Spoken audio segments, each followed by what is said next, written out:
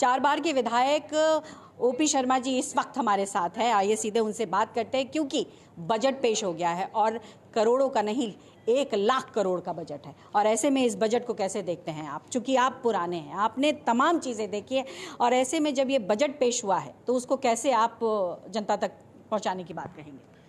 देखिए, ये दिल्ली में एक ऐतिहासिक बजट है, एक आमूल चूल परिवर्तन का बजट है।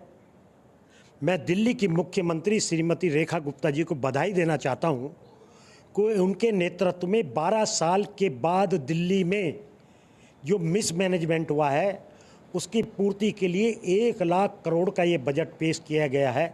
और इसकी सबसे बड़ी उपलब्धि ये है कि इसका 70% कैपिटल एक्सपेंडिचर पर खर्च किया जाएगा, जिससे कि बिजली, सड़क, पानी, स्वास्थ्य, शिक्षा, जिनका आज तक केवल विज्ञापन और होल्डिंग के अंदर प्रचार होता था, उन सब चीज़ों पर ज़मीन पर काम होगा और जनता को वो काम होता दिखेगा और जनता को उनकी सुविधा मिलेगी।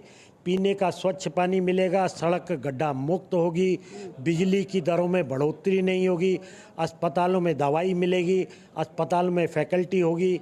अस्पताल के अलावा वही एजुकेशन के अंदर जो आज ढिंढोरा पीटते थे, स्कूल बंद हैं, स्कूलों के बुरे हाल हैं, उनमें भ्रष्टाचार हैं, आबकारी में पैसे खा गए, इन सब को दरकिनार करते हुए सभी भ्रष्टाचार मुक्त सरकार अपना रेवेन्यू जो जनरेट करेगी वो जनता की ज़रूरतमंद जनता के हित में लगाएगी। और दिल्ली की जनता को भारतीय जनता पार्टी ने जो संकल्प पत्र हमारा है उसको एक समय सीमा में हम पूरा करेंगे और दिल्ली की जनता को, जमुना माई को भी हम निर्मल करेंगे, जिसमें हमारी तो सर तमाम बातें कही गई हैं, लेकिन सवाल 2 है।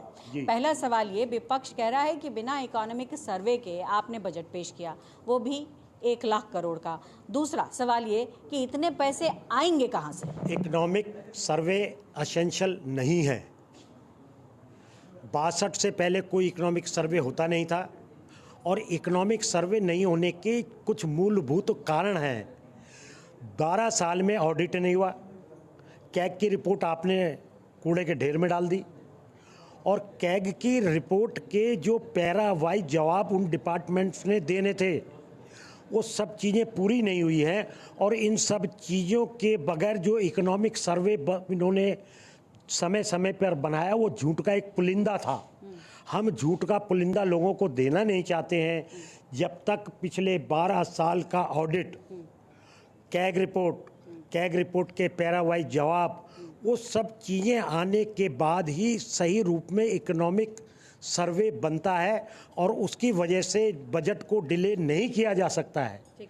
इसलिए ये कार्य किया पैसा आएगा कहाँ से? पैसे का जहाँ तक आने का सवाल है, जब हम भ्रष्टाचार को रोकेंगे, जब उनके पास लाखों करोड़ रुपया न्यूयॉर्क टाइम्स से लेके पूरे हिंदुस्तान के अखबार और टीवी के अंदर जो आपके टीवी चैनलों को रिश्वत देने का वो काम करते थे, उसको हम रोकेंगे। जो आबकारी में जो शराब के दलालों तक जो पैसा जाता था उसको रोकेंगे। 3 लाख का कमरा 33 लाख में बनता था, उसको रोकेंगे। जब हम इन सब चीज़ों को रोकेंगे तो हमारे पास ना केवल पैसा आएगा बल्कि सरप्लस पैसा आएगा और हम दिल्ली की जनता की आकांक्षाओं को पूरा करेंगे। बहुत बहुत शुक्रिया न्यूज़ 24 से बात करने के लिए। स्पष्ट तौर पर इन्होंने ये कहा है कि जो बजट पेश किया गया है उसको लेकर ज़रूर विपक्ष सवाल उठा रहा है, लेकिन उन तमाम बातों का जवाब इस वक्त बीजेपी के पास है और ये साफ कह रही है कि आने वाले समय में तमाम वादे पूरे होंगे। कैमरा पर्सन हरविंदर ढिल्लन के साथ पल्लवी झा, दिल्ली न्यूज़ 24।